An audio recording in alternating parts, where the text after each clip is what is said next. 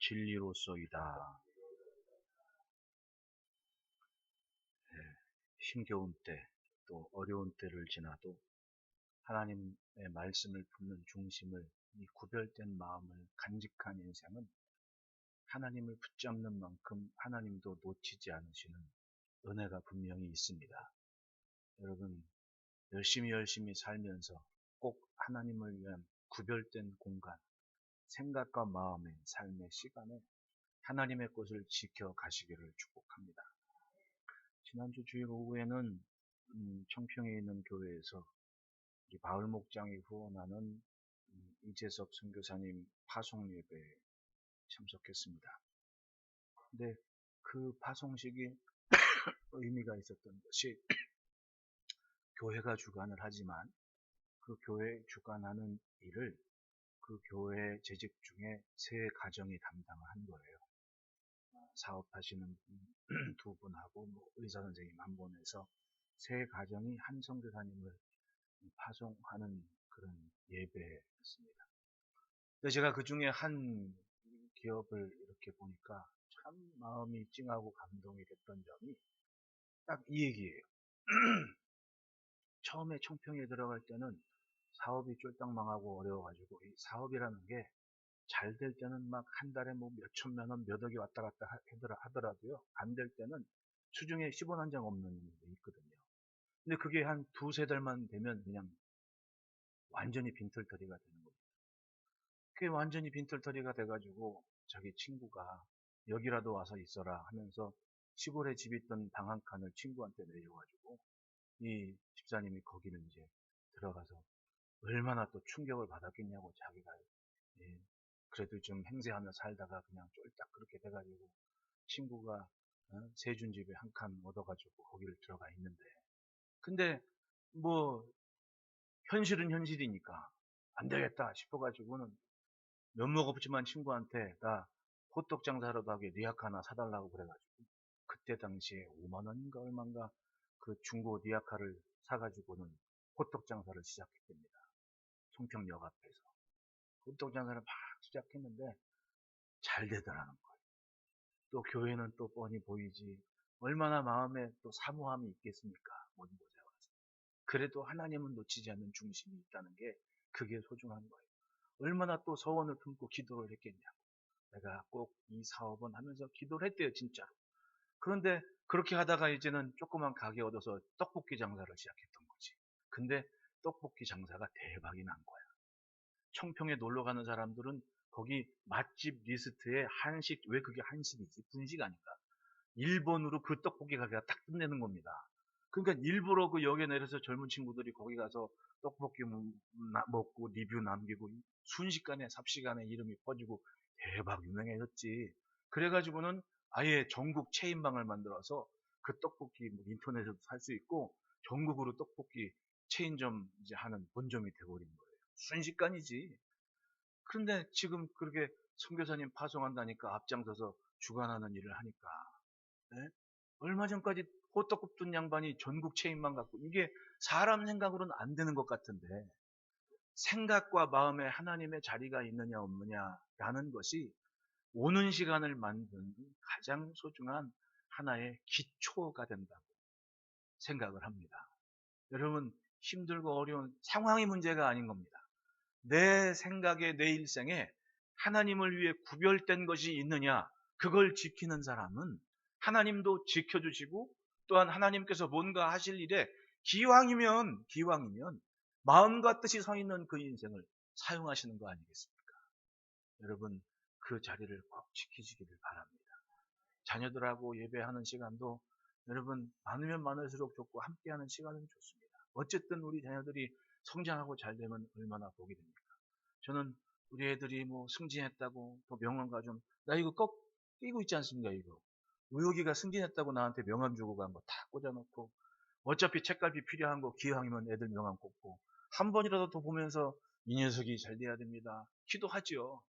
하나님의 것이 있는 자녀들을 위한 축복을 하는 게 얼마나 행복하고 좋은 시간입니다. 여러분 오늘 본문의 이 시인도 좋은 상황이 아니었어요. 보시면 141절에도 내가 미천하여 멸시를 당하나라는 멸시를 당하는 입장이 된다는 얘기입니다. 140년에는 환난과 우환이 내게 미쳤으나 환난과 좋지 않은 걱정과 근심거리, 아픔이 확 밀어닥친 그때였습니다. 그리고 153절 보면 나의 고난을 보시고, 고난에 겹겹이 쌓인 고난에 있는 중에 이 시인은 분명한 게 하나가 있었습니다. 142절에 주의 의는 영원한 의요 주의 율법은 진리로소이다. 변치 않는 한 가지를 확실하게 가졌습니다. 이게 바로 주님의 것을 가진 인생의 고백이고 다짐인 거예요. 세상이 무너진 것 같은 절박한 상황에도 하나님의 것을 놓치지 않는 그 중심, 생각과 마음의 소중한 자리에 하나님을 향한 영원한 가치를 품은 그 중심, 그걸 가진 인생을 하나님께서 지키시고 복되게 하시는 겁니다. 145절에 여호와여 내가 전심으로 부르짖었사오니 내게 응답하소서 내가 주의 교훈들을 지키리이다. 아니 환난과 우환과 멸시 천지의 고난 중에 놓인 인생이 나는 어떤 일이 있어도 하나님 교훈은 지키는 삶을 살 겁니다 하는 다짐을 하고 기도를 하고 있습니다. 내가 주의 법도를 잊지 않습니다. 뭔가 잘못된 상황이고 아픈 상황이고 곤란한 상황이지만 하나님의 말씀은 놓치지 않겠다는 다짐을 가지니까 기어이 하나님은 다 흔들었어. 네? 깨끗하게 씻어서 그리고 그 인생을 하나님께서 원하시는 일에 사용하시는 겁니다. 여러분 그 은혜를 누리시기를 축복합니다. 우리가 당면한 현실을 분석은 잘해. 응? 평가는 잘해. 판단도 잘해. 아주 똑똑하게 분석도 해내지만 그 다음이 뭐냐는 겁니다. 그러면 지금 나는 여기서 무엇을 해야 됩니까, 하나님? 그리고 답을 찾고 하나님을 위한 구별된 시간을 가진 인생이 필요한 시대가 아닙니까? 모두가 만나는 시간이지만 다른 의미로, 새로운 의미로 받아들이고 감당해내는 그런 자리가 있어야 될 거 아닙니까? 여러분, 그 자리에 있기를 축복합니다. 그래서 고백하고 노래하는 겁니다. 주의 율법은 진리입니다. 그 말은 변치 않는 한 가지 이 말씀을 내가 지키며 이 고난의 때, 환난의 때, 어려운 때를 이겨내겠습니다. 여러분, 제가 종종 김장담그는 얘기하지만 참 그거 보면 의미가 있고 마음의 위로가 돼요.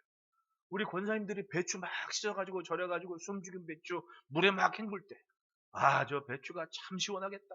응? 그 하나님도 우리 쓰실 때 그 때 묻은 거 막 그거 하나님 맛대로 간 배기도록 그렇게 절인 다음에 싹 흔들어서 깨끗이 널빤지에 착착 차곡차곡 배추 쌓아놨을 때 그게 얼마나 마음이 뿌듯하고 부자가 되는 마음인지 하나님께서 우리를 쓰실 때도 그러지 않겠냐고.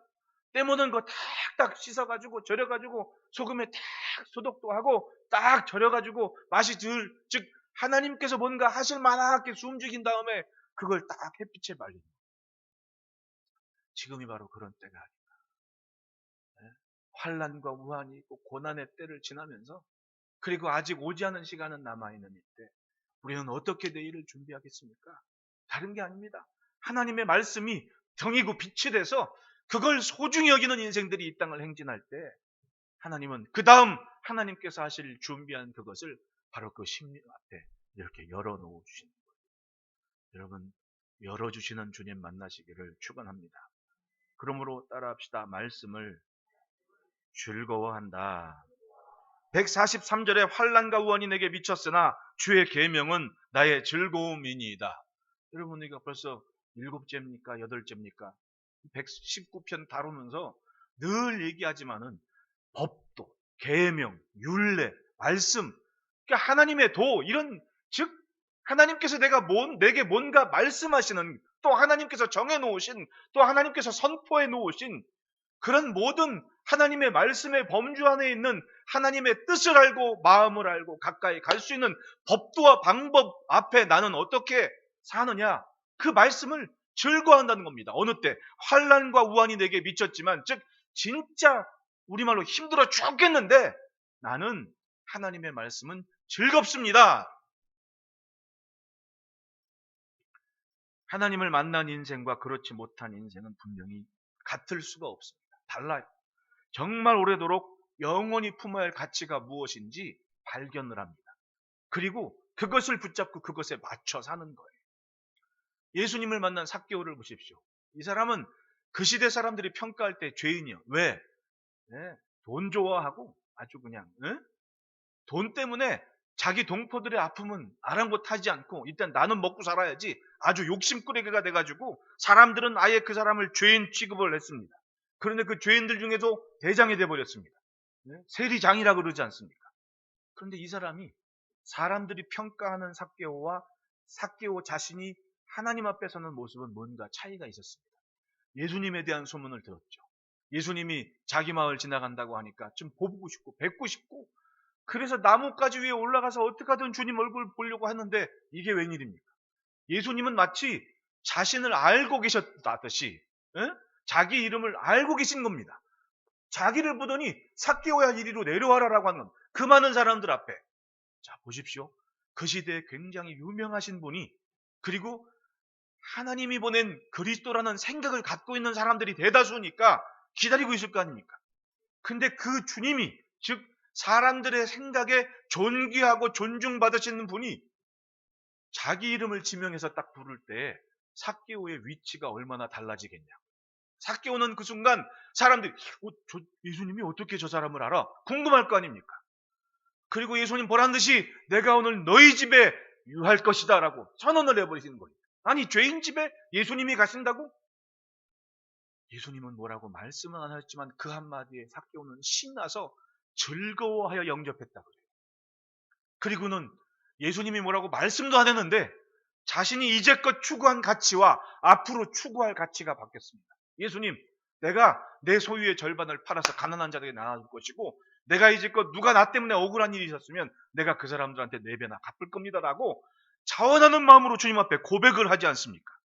하나님의 구원 앞에 하나님이 자신을 인정하신 그 복음 앞에 자기의 삶의 가치를 내려놓고 영혼의 가치를 붙잡았고 진리를 붙잡고 진리를 아니까 그것에 맞춰 살겠다는 거예요. 예수님 오셨을 때 뭐라고 말씀하십니까? 예수님 오셨을 때 믿은 유대인들에게 말씀하셨거든요. 진리를 알지니 진리가 너희를 자유케 하리라. 우리가 언제 종된 적이 있습니까? 우리는 자유인으로 살았습니다. 그게 아니라 내가 너희를 자유케 할 것이다. 이렇게 말씀하시거든요. 결국은 하나님께서 보내신 그 진리의 말씀이신 예수님, 그 주님을 믿고 살아가는 그 삶이 자유케 된 삶을 살게 될 것이고 그를 즐거워하는 삶이 주님께서 찾으시는 삶이라는 겁니다. 여러분 세상이 얼마나 우습습니까? 영원한 천국이 있는 것을 믿으십니까? 그걸 믿으면 그것에 맞춰 살아야지. 맞춰 살아야지. 안 그래요? 영원한 천국이 있는 것을 믿는데 나는 영혼의 가치를 인정하고 그것에 맞춰 사느냐.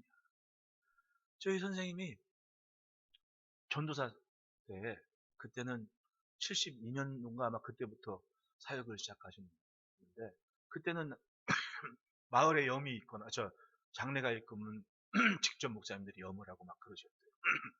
그러면서 지금 당신들 그거 안 하는 걸 감사하게 생각하라고. 근데 그때 전도사 시절에 목사님도 와서 처음 염을 하는데 그런 말씀하시더라고. 우리 옛 어른들이 참 지혜로운 분들이라. 예수를 안 믿기 전부터 장례 문화라면 오래됐지 않습니까? 그런 얘기를 해요.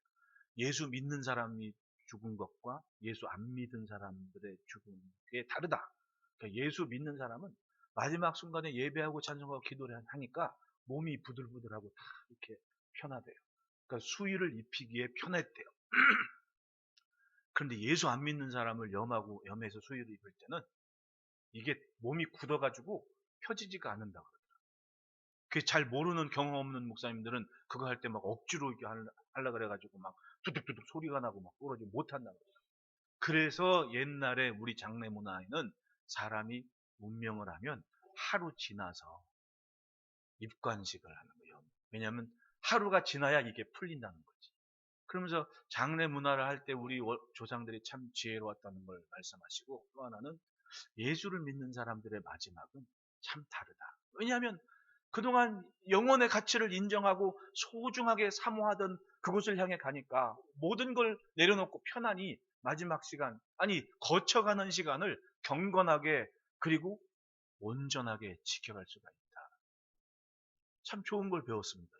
주변에 어른들이 있으니까 그런 게 좋아요. 어쨌든 여러분 믿은 것이 분명하면 그것에 맞춰 살 거 아니겠습니까? 맞춰 살다 보니 삶이 달라지는 겁니다. 주님의 은혜와 주의 말씀을 품고 그것에 맞춰 살기 때문에 무슨 말씀을 하실까 즐거워하며 그걸 붙잡고 살아가는 거예요. 여러분 오늘 예배 오기에 신나고 즐거우셨습니까? 막 어젯밤에 잠잘 때 막 마음이 설레고 쿵쾅쿵쾅 그랬습니까? 아유 할렐루야 얼마나 좋아요. 예수님께서 예수님을 믿고 따르는 사람 중에 한 부자 청년을 만나서 이런 말씀을 하십니다. 이렇게 저렇게 영생에 대해서 막 얘기를 하시면서 예수님이 그 청년을 이렇게 보니까 얼마나 또 기특해. 믿겠다고 왔는데. 그러니까 예수님이 아주 비밀스러운 거 남들한테는 잘 안 알려주시는 이야기를 그 심령을 탁 보고 한 가지를 말씀하시는데 네가 한 가지 부족한 것이 있으니 네가 있는 것을 다 팔아서 가난한 자들에게 나눠줘라. 그리하면 하늘에서 내게 보화가 있으리라. 이 친구가 그 말씀을 딱 들었을 때 이제 결정을 해야 되는 거예요. 내가 정말 주님이 내 전부고 영혼의 가치를 딱 바라보면서 그것에 맞춰 살까? 아니면 땅에 그동안 내가 쌓아온 아버지가 물려주고 내게 쌓아온 이걸 놓지 못하고 아등바등 살까라는 결정을 해야 될 그 문제가 내 앞에 딱 놓이게 됩니다. 누가복음 18장 23절에 그 사람이 큰 부자이므로 이 말씀을 듣고 심히 근심하더라. 이 말씀을 듣고 즐거워하며 따라가야 되는데 삭개오처럼. 그런데 이 부자 청년은 이 말씀을 듣고 그 사람이 큰 부자이므로 근심하고 돌아갔다. 진리를 알았고 영혼의 가치를 만났는데 땅에 있는 것, 그것이 그 영혼의 가치를 향해 나가지 못하도록 이 젊은 믿은 청년을 가로막더라는 거예요. 얼마나 슬픈 일입니까? 어쩌면 많은 사람들이 그 시점 앞에 오락가락하고 있을 겁니다. 내가 믿은 것이 영원한 천국인데 과연 그걸 붙잡고 나는 살고 있는가? 아니면 땅의 것에 집착하고 그 가치 때문에 아등바등하며 강팍하게 완악하게 그렇게 살아야 되는가? 이것 때문에 울고 슬퍼하면서 영혼의 가치를 품은 삶을 즐거워하지 못하지는 않았지. 우리는 생각해요. 기도를 하고 소원을 가졌을 때 그리로 나간 내 발걸음이 가벼운지, 그건 오늘 내 말과 삶을 보면 아는 거 아닙니까? 여러분, 사도 바울께서 이런 고백을 해요. 빌립보서 4장 12절에 나는 비천에 처할 줄도 알고 풍부에 처할 줄도 알아. 모든 일 곧 배부름과 배고픔과 풍부와 공급에 처할 줄 아는 일체의 비결을 배우노라. 사람이 많이 갖게 되면 거만해지고 또 너무 없으면 비굴해지고 그런 게 사람 사는 거 아닙니까? 솔직히 그래요. 많이 가지면 왠지 모르게 거만해지고 예? 또 없으면 괜히 사람이 누가 뭐래지도 않는데 비굴해지고 이게 사람 사는 모습이거든요. 근데 과연 이게 전부입니까? 이건 땅에 집착하니까 그게 나를 오락가락하고 내 가치를 바꿔가지 않습니까? 그런데 영혼의 가치를 소유한 인생은 사도 바울의 말씀처럼 있으나 없으나 나는 자족하고 만족하고 감사하는 일체의 비결을 배웠다. 그러니 품은 그 가치가 소중하기에 품은 것에 맞춰 살기에 상황이 어떠하든 나는 담대하게 오늘 감사하고 기뻐하면서 내게 주어진 인생을 사는 것. 여러분 즐거워하며 열심히 사시기를 축원합니다. 우리가 자녀들을 축복할 때도 얼마나 머리가 될지언정 꼬리가 되지 말게 하시고 그러려면 어디가 돼요? 머리 될 곳에 있어야 될 거 아니에요. 근데 우리는 뭐라고 생각해요? 조금 좀 열심히 믿으면 무조건 너는 뭐 그러면서 뭐 교회만 붙잡아 놓으려고 그러고 막 어떻게 보면 나는 교회 행사가 많은 게 솔직히 싫어. 응? 그러니까 우리는 될수록 나는 행사를 안 가져오려고 막 꾀를 쓰고 요령을 쓰고 막. 왜냐하면 그렇게 막 솔직한 말로 기도는 축복은 막 그렇게 막 하는데 정작 머리가 될 곳에서 자꾸만 끄집어 내리면 어떡하냐는 얘기예요. 안 그래요? 내 생각이 잘못됐나? 위험한가? 잘 생각하십시오, 여러분. 그렇게 소중한 자리를 지키고 있는 사람이 하나님을 위한 구별된 시간만큼 목숨 보고 지키는 모습이라면 이 사람은 진짜 그냥 존재만으로도 하나님께 큰 영광 돌리고 길을 여는 사람이 될 수가 있어요. 그렇게 생각 안 하십니까, 여러분? 저는 그렇게 생각을 해요. 복을 주실 그 자리에 있어라. 그 대신 하나님을 위해 구별된 시간만큼은 목숨처럼 지켜라. 그러면 그것이 많은 사람들 앞에는 살 길을 보이는 안내자가 되고 인도자가 되는 거 아니에요. 그러니까 다니엘이 있었고 요셉이 있었고 느헤미야가 있었던 거 아니냔 말이에요. 복을 주실 그 자리에 있었고 머리가 될 그 자리에 있었기 때문에 하나님은 그 심령을 통해서 민족의 구원이라는 큰 역사를 이루어 가신 거예요. 안 그래요? 그러니까 다 믿음의 정도와 도량에 따라 복받을 그릇도 다른 거예요. 어떤 사람은 그것 때문에 내가 주일 하루만큼은 내가 구별하겠습니다라고 다짐한 사람은 그렇게 주일 성수하면서 그걸 지켜가. 그러니까 그에 맞는 복을 누려. 근데 어떤 분은 하나님 저는 수요 예배도 지킬 거고 금요 철야도 지킬 겁니다. 그렇게 작심한 양반은 야 주변 사람들이 알아서 제가 그 교회 장로님 한 분이 정치를 하셨던 분인데 지금은 이제 안 하시려고 그러는데 그분 인맥이요. 막 그 동네 국회의원 결정하고 막 그 정도 인맥은 되나봐. 막 뭐 어떤 당에서 뭐 공천한 것 막 얘기할 때 세 번째 나갈 때니까 난 그거 안 한다고 그러면서 무소속으로 나와서 또 하고 막 그랬던 양반이거든요. 그 시의회 의장까지 하신 분, 장로님인데 청년 시절부터 정해놓은 게 있어요. 수요일은 나 찾지 말라. 그러니까 뭐 시의회 의장이니까 얼마나 여기저기 불려다닐 때 많아요. 근데 수요일 따면 아예 스케줄을 안 잡으니까 안 찾아요, 아예. 그럼 수요 예배 앉아 있으니까. 그 궁금하면 나 교회에 있으니까 교회로 오라고. 교회에서 만나는 거야, 교회. 그러니까 어떻게 하든 자기를 찾는 사람이 한 번이라도 더 예배당 밝게 하려는 꾀를 그렇게 쓰시는 거예요. 내가 그거 보니까 아 그렇구나. 사람 하기 나름이구나. 이게 이런 사람들이 머리가 되면 자연적으로 이게 자기비 되겠구나. 결국은 자기 믿음의 정도만큼은 하나님은 어떻게 하든 사용하시는 거예요. 그 믿음이 어떻게 채워집니까? 말씀을 즐거워하는 만큼은 믿음을 잘하게 되는 거예요. 여러분 하나님의 말씀을 즐거워하는 그 삶을 지켜갑시다. 둘째로 따라합시다. 주의 뜻을 지키기 위해 기도한다. 145절에 여호와여 내가 전심으로 부르짖사오니 내게 응답하소서. 내가 주의 교훈들을 지키리이다. 내가 주께 부르짖었사오니 나를 구원하소서. 내가 주의 증거들을 지키리이다. 여러분 성경을 보시면 하나님은 뜻을 정한 인생들을 가까이 두시고 뜻이 있는 인생을 꼭 살펴주시는 거예요. 그리고 기도를 들으시는 거 아닙니까? 믿으면 믿을수록 은혜를 받으면 받을수록 성도는 기도하게 돼요. 기도의 자리만큼은 늘리면 늘렸지 줄여가지는 않는 그런 비결을 깨닫습니다. 나라가 망해도 하나님께로 뜻을 정한 인생은 신기하게도 하나님은 멸망의 시대에도 뜻을 정한 인생을 찾으셔서 기어이 그 인생은 살리죠. 다니엘 같은 경우를 보십시오. 이 친구는 나라 망할 때 시절을 그때 10대를 지낸 사람 아니에요. 예레미야 선지자가 나라 망한다고 정신 차리라고 바벨론이 쳐들어온다고 그때 좀 안다고 교만한 사람들은 뭐예요? 무슨 소리냐?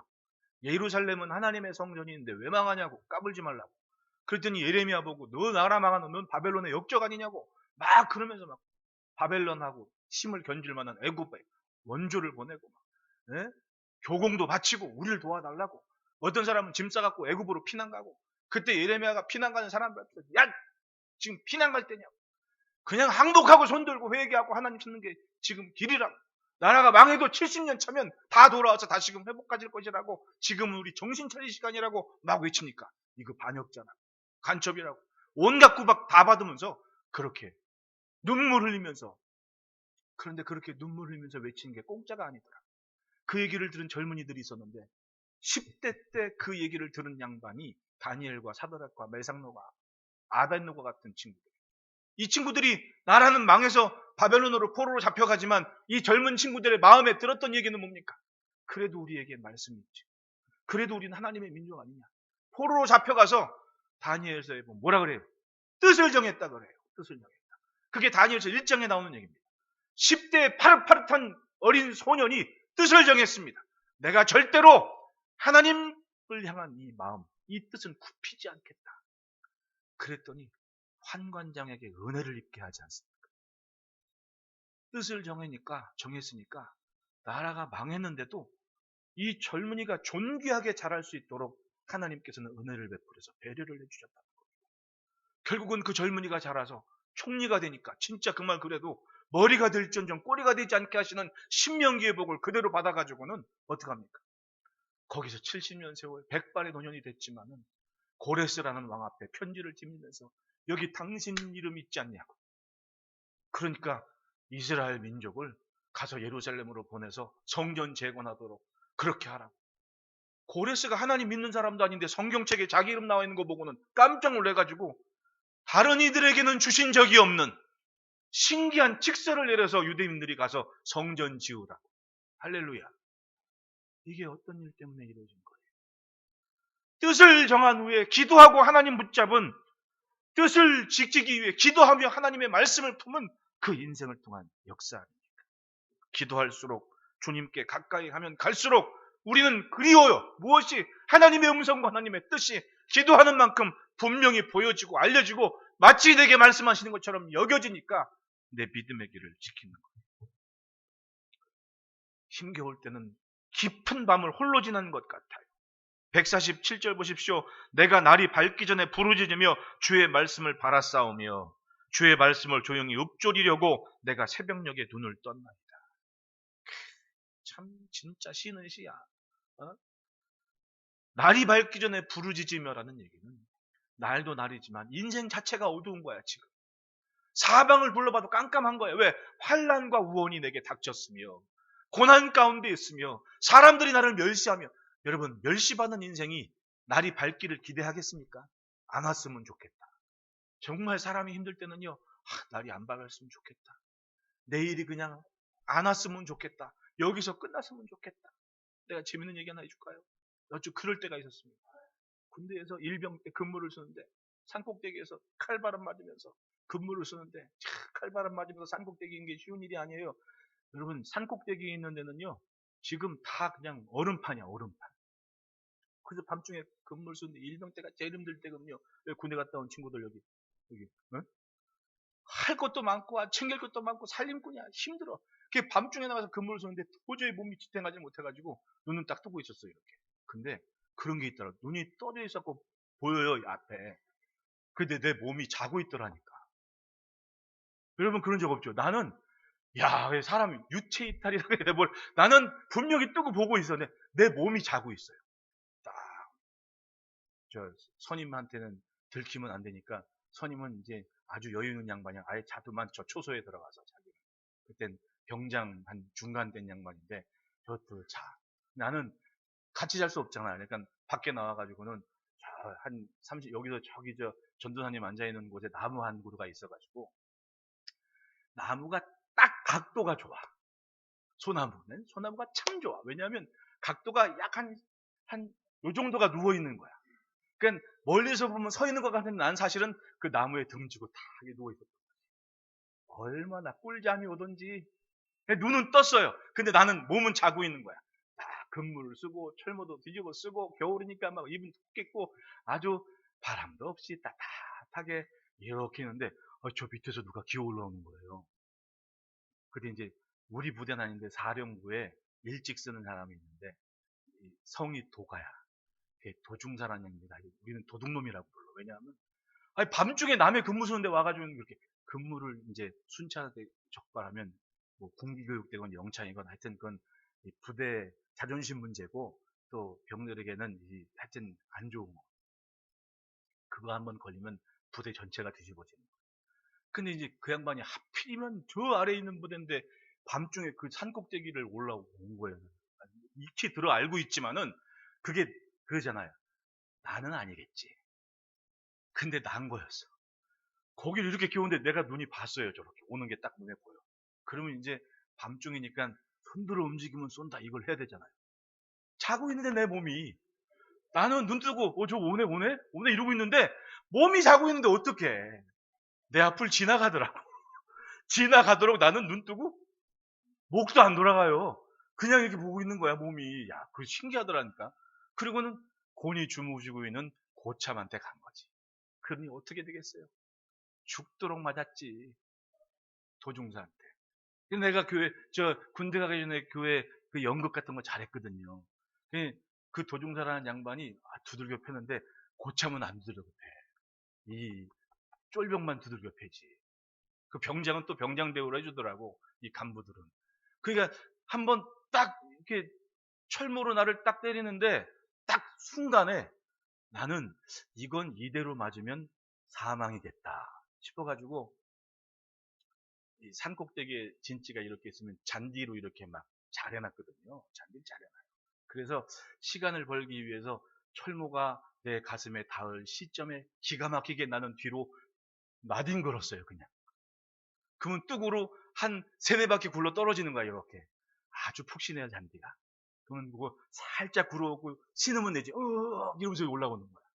그러니까 때리는 사람도 불쌍했는지 안 때리더라고. 왜냐면 하고 굴러오니까. 연극을 좀 했지. 그리고 나서는 이제 그 사람은 가버리고 고참이 나한테 그러는 거야. 야, 이거 절대로 얘기하지 마라. 그러는 거예요. 내가 얘기 안 한다고 모르겠어? 어? 저쪽 저 산골 저 맞은편 봉우리에서 이쪽에 으극 소리가 났는데, 그러니까 그날 밤에 근무를 서는데 아침에 오지 않았으면 아침이 오지 않았으면 저도 그런 때가 있었다니까요. 아침이 오지 않았으면. 그러면 두려운 거야. 그날 아침에 어떤 일이 벌어질지. 네? 내가 웃으면서 얘기지만 그땐 심각했다고. 네? 비록 군대 얘기지만. 근데 비단 군대에서만 그러겠냐고. 사회생활 하는 사람들은 사업을 하다, 직장생활 하다, 아니 그렇게 환란과 우환이 닥쳤을 때 아침이 그립겠냐고. 여기서 딱 멈췄으면 얼마나 좋을까? 어? 그런데 아침은 오고야 말지. 근데 그 아침을 맞이하는 지혜로운 그 아름다운 인생의 기도는 바로 이거였습니다. 그럼에도 불구하고 지금 무엇을 즐거워하고 무엇을 기도하고 있는지, 환란과 우환 속에서도 이 시인은 그래도 부르짖으며 하나님의 말씀을 바랐다고, 그래도 뭔가 말씀해 주시기를, 그래도 뭔가 지시해 주시기를, 그래도 뭔가 하나님이 정하신 뜻이 내 인생을 밝게 하시기를, 그래서 주의 말씀을 조용히 읊조리려고, 즉 하나님의 뜻과 마음을 조금 더 깨달으라고 오히려 새벽녘에 눈을 뜨고 그날을 기다리고 있다는 거예요. 할렐루야. 그렇습니다. 오늘 지금 내 모습이 옳은지, 지금 내 형편이 어떤지 우리는 자꾸만 하나님의 말씀을 품고 견디죠. 견디다 보면 그 말씀을 품은 만큼 다른 것도 충분히 견딜 수가 있다는 겁니다. 밤마다 주님을 향해 부르짖으며 그걸 지켜갔던 거예요. 149절 보십시오. 주의 인자하심을 따라 내 소리를 들으소서. 여호와여 주의 규례들을 따라 나를 살리소서. 하나님께서 말씀에서 정하신 것을 내가 잘 지켜왔습니다. 하나님, 그러니까 하나님의 인자하심을 따라 내 기도 좀 들으셔서 나를 좀 살려주십시오라는 진실한 기도를 드렸던 거예요. 어떤 상황에서도 하나님의 말씀을 붙잡고 맞추며 기도하는 인생은 죽음의 위험에 처했을지라도 다시 살리실 것을 믿는 믿음을 가진 겁니다. 여러분, 믿어온 것, 믿은 것이 옳았다는 것을 증거하실 분은 바로 하나님이세요. 네? 152절 보십시오. 한번 읽어봅시다. 시작. 내가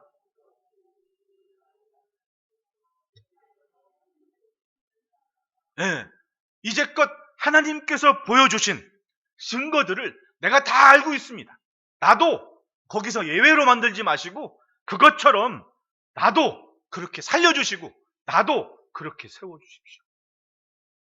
그러니 여러분, 하나님의 말씀을 듣는 것만큼은 길이 있는 거예요. 믿은 것만큼은 길이 있는 거예요. 그 기도로 활짝 길을 여는 은혜가 있기를 축복합니다. 셋째로 따라합시다. 구원하실 주님만 바란다. 나를 바라는 분은 하나님밖에 없는 거예요. 153절, 154절에 나의 고난을 보시고 나를 건지소서. 내가 주의 율법을 잊지 아니함이니이다. 주께서 나를 변호하시고 나를 구하사 주의 말씀대로 나를 살리소서.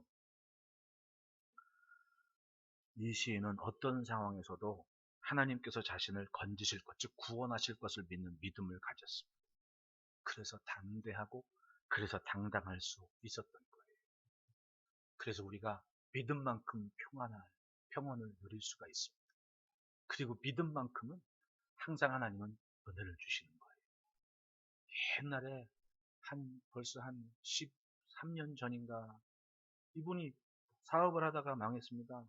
한창 대우자동차 잘 될 때는 수원의 대우자동차 총판까지 대리점까지 하시고 그랬던 집안이거든요. 근데 그 결혼을 해서 잘 살고 이렇게 저렇게 하다가 하는데 어떻게 지금 그 부인 좀 해픈지 어떻게 되는지 하여튼 복잡한 얘기가 있는데, 제가 얘기하고 싶은 이분이 하나님을 의지하겠다는 믿음을 가졌어요. 그래가지고는 매일 교회로 갔어. 매일 교회를 갔어. 그때는 그 교회가 벌판에 그냥 비닐하우스만 있어가지고 사람도 안 오는 때였거든요. 근데 매일 교회를 출근해서, 나도 출근하는데 그 양반도 출근해. 사람 오면 반가워. 그럼 와가지고는 기도를 그렇게 그냥 하는 거예요. 그럼 기도를 하면은, 응? 사람이 좀 여유가 있으면 식사 좀 하고 가세요 그러는데, 여유가 없으면 그 말이 잘 안 나와. 안 나온다고. 근데 점심 때도 말똥말똥 기도하시고, 그럼 나는 짜장면 시킬 때 한 그릇만 더 시키면 되니까 어쨌든 그 벌판에 짜장면이 온다니까요. 여러분, 그 벌판에서 먹는 짜장면은 맛있어. 그냥 하나 좀 흠이 있는 게 뭐냐면, 다 먹을 때까지 그 아저씨가 안 가요. 문 밖에서 기다리더라고. 그냥 딱 먹다가 눈치를 봐야 돼요. 왜냐면 자기는 멀리까지 왔으니까 다 먹으면 그 빈 그릇 가져가려고. 그걸 기다리고 있네. 야, 그 짜장면은 지금도 가끔은 생각이 나. 그 이분이 와가지고는 그냥 기도하고, 나랑 같이 짜장면 먹고 또 기도하고 그러다 가고. 그러면서 이런저런 얘기하면 내가 그 얘기를 다 들어줘야 되잖아. 근데 생각해봤더니 그분은 기도의 줄이 두 개였어. 하나는 하나님이었고, 하나님은 들어주는 나. 그렇게 자식들 공부시키고 뭐 무슨 이대 대학원에 무슨 연대 대학원에 다 보내도 아빠가 사업 망해가지고 벌이가 없으니까 아빠를 그렇게 무시하네. 참 나쁜 놈들이야. 어? 평생을 그렇게 먹여 살렸으면, 아빠 걱정하지 마십시오, 제가 있지 않습니까? 이래야지 정상이지. 그러니까 속상한 얘기들을 전부 다 나한테 얘기하는 거야. 그러니까 나는 그 얘기를 들으니까, 그러니까 이분은 기도줄이 두 개였어. 하나는 하나님, 하나님 들어주는 나. 주저리 얘기하고 이 얘기 저 얘기 하다가 가끔 안 보여. 그러면 저 나무 밑에 가가지고는 구름 과자도 좀 한번 가다 오고, 응? 속상하니까 아직 못 버렸어 그걸. 네? 그러니까 그게 또 미안하거든. 또 미안해가지고는 또 응? 은단도 좀 먹고 오고. 그렇게 기도를 하니까 어쨌든 생각이 맑아지고 자기 인생에 대한 고마움과 가치를 알고 사람이 조금씩 달라지는 거예요. 지금은 안 보이지만 그래도 잘 사시더라고. 언젠가 왔었어요. 자가용 끌고 와가지고 인사하고 갔거든요. 사람 사는 게 그런 겁니다. 여러분, 힘겨운 환난과 우원 앞에서도 하나님의 말씀 붙잡고 기도하며 삽시다. 나를 건지실 분이 하나님이신 것을 믿고 하나님만은 놓치지 않는 그 삶의 길을 지켜갑시다.